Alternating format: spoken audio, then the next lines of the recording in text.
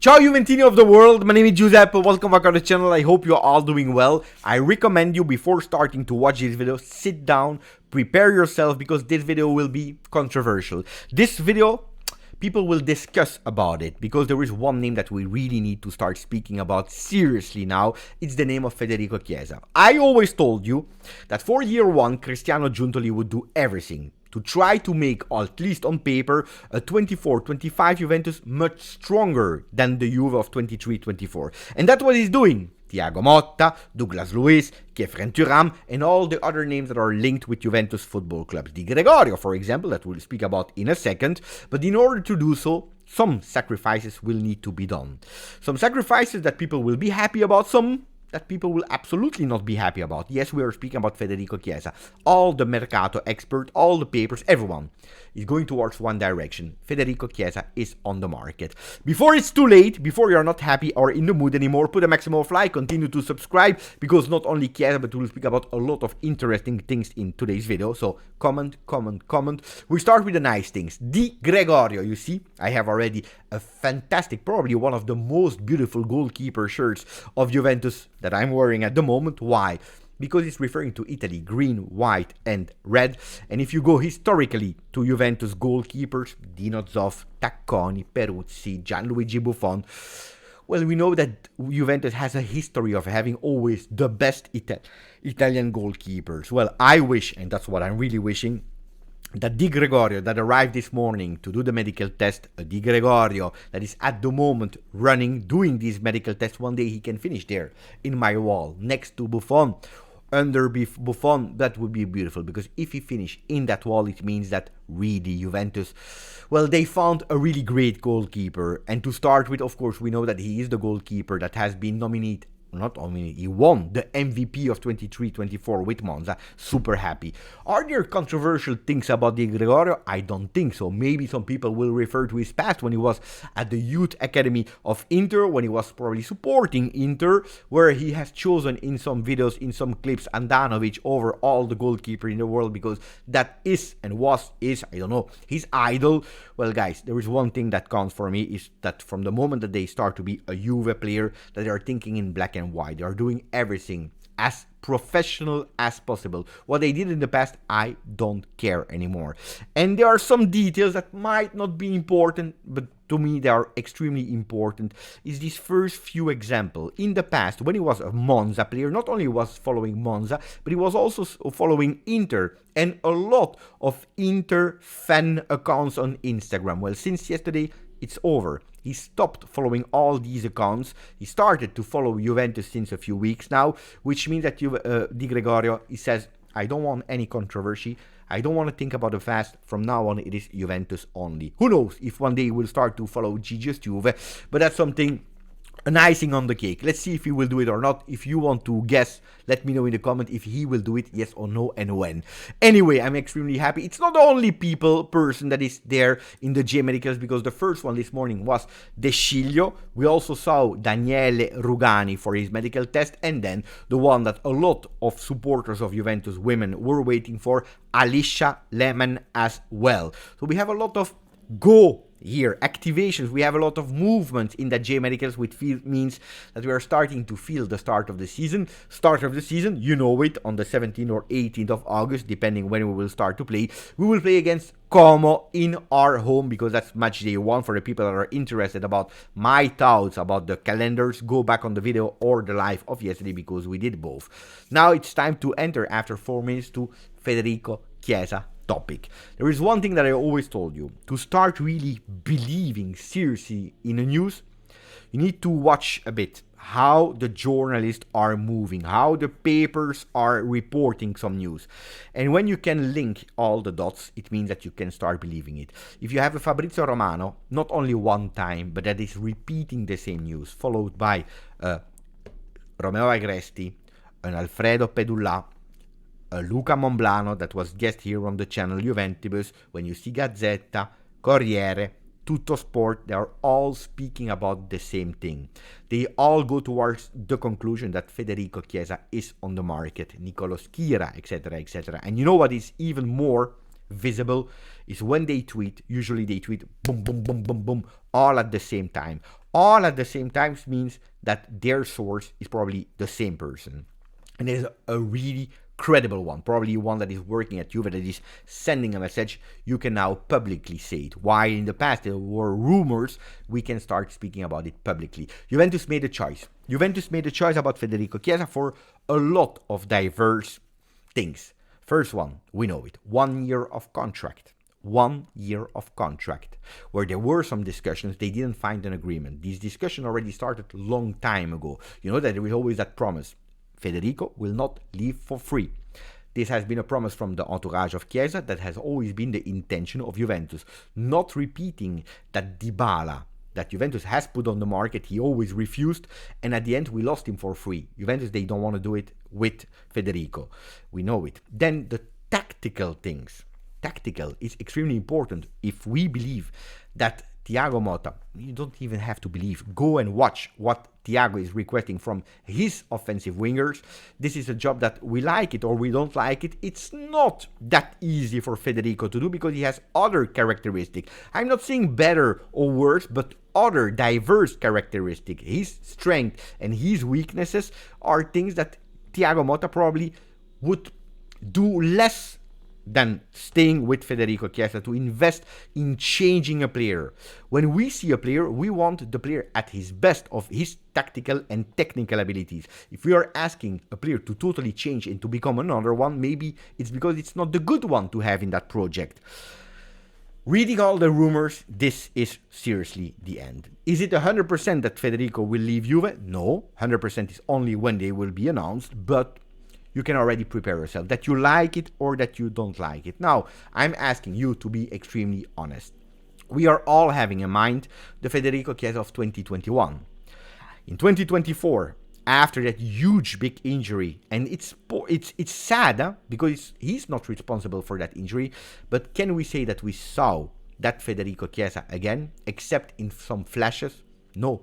When did we see that Federico Chiesa that we loved? It's when Federico Chiesa is putting his head down on the ground, trying to dribble his man, going with power, boom, boom, and going to score. We know that he had a lot of problems tactically because he loves to go wide, preferably on the left, being there, staying up. A bit like Cristiano Ronaldo at Juve, do you remember? Staying up there on the left and then entering the field, which is absolutely not what Thiago Motta is asking. We saw a lot of problems. Federico Chiesa asking for more money, etc., etc. Right at a certain moment, Juventus said, basta, it's over.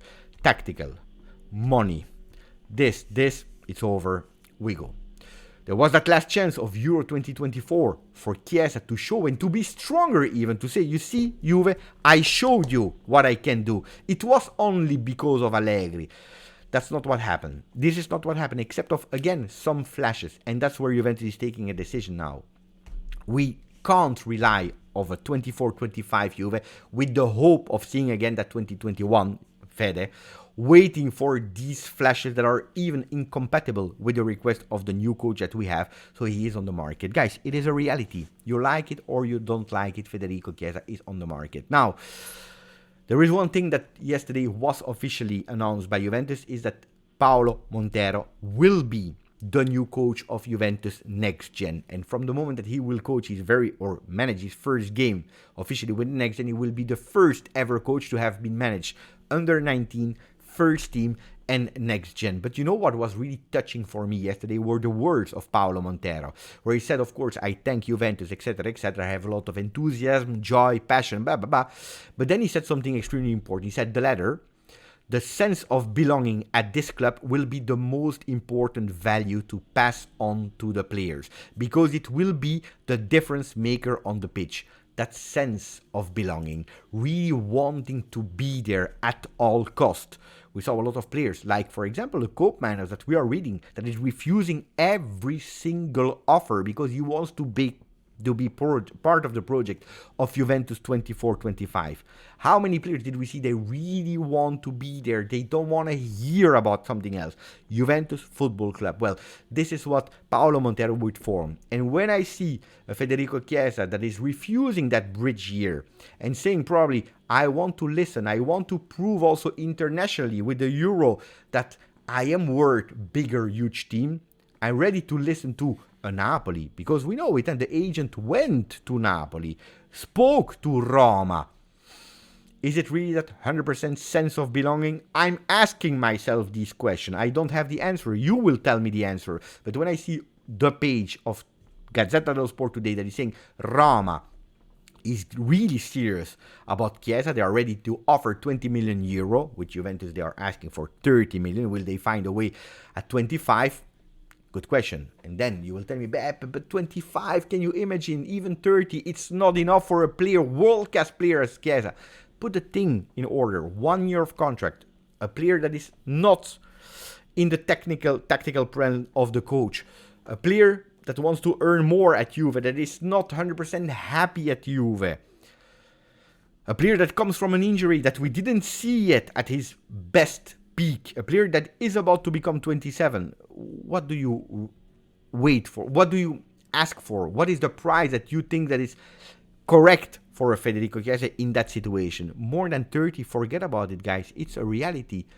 With Roma that is really believing in the possibility to sign him, they are really serious. Even Dybala apparently is talking with Chiesa, saying, come. De Rossi calling him, come. They really want him. Then, I tell you honestly, before going towards other topics, according to me, if he goes to Roma, even if he goes to Napoli, that would be a huge downgrade. A huge downgrade. It will hurt me to see him with another Italian shirt than the one of Juventus, but that would be an immense downgrade. Like I always told you, Paulo Dybala did an immense downgrade. At today, the season of Dybala at Roma, they finished one time 6th, one time 7th. Never played Champions League. That's a big, huge downgrade. Really big, huge downgrade. Anyway, Chiesa on the market, bringing some money, will free and will accelerate Juventus on cope manners that at the moment, you know it, it's still 55-60 for Atalanta. Juventus prepare an offer of 40. They will go at the table of Atalanta, maybe even today already, or maybe tomorrow, saying this is 40. When you go with 40, it means that you're ready also to increase that offer, maybe going towards 45, who knows, 50. There is at the moment not really a counterpart player that they can offer, so they will probably also sell Huijsen, that people will probably not be happy about after losing Calafiori on the market because he's that close to go to Arsenal. But Juventus is ready to increase their offer because Cope Manners is the next in line. Juve, Cope si libera. Cope Manners is freeing himself up also because we will see the announcement of Zaniolo to Atalanta really soon. Cope Manners, also him, all the journalists, like for Chiesa, they are all going towards he's virtually already a Juventus player. Of course, Thuram will be first. Will not be long, I can tell you. Next week, Kefren Thuram, I feel it. A Juve player announced.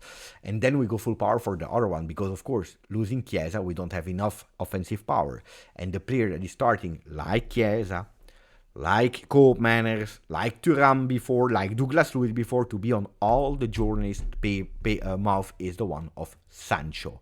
Sancho. That Juventus even started to think about a loan with an obligation to buy 25-30 million euro.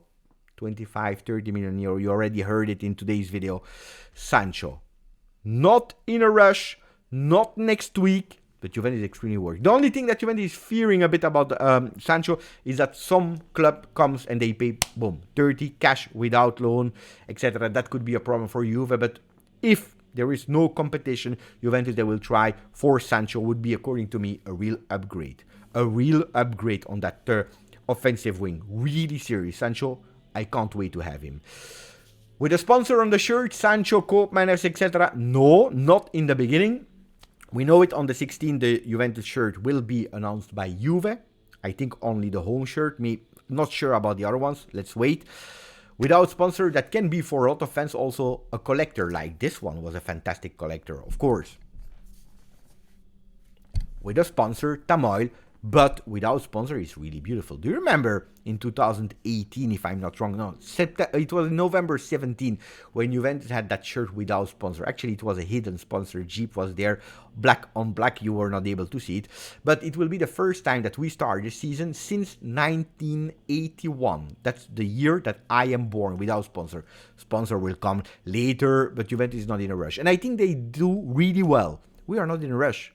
We don't want just to go with compromises. We believe that Juventus Football Club is a strong team, an appealing team. If you don't believe it at the moment, wait for the Mercato. Because of course, guys, with Koopmeiners, with Thuram, with Douglas Luiz, but especially a player like Sancho, imagine how much you go more appealing than 23-24 names that were at Juventus. So I understand the technique of Juve. Bologna was interested in Arthur. He will not go there, especially with Calafiori situation. But the Roma could possibly also interest themselves in Arthur. There is still Everton, there is Newcastle, but Arthur is another one that could possibly bring some money to Juventus Football Club. That was it for me for the video. I don't know if we will have a second one today. Maybe. Yeah, maybe. Let's wait. Maybe alive. Grazie, forza. Juve.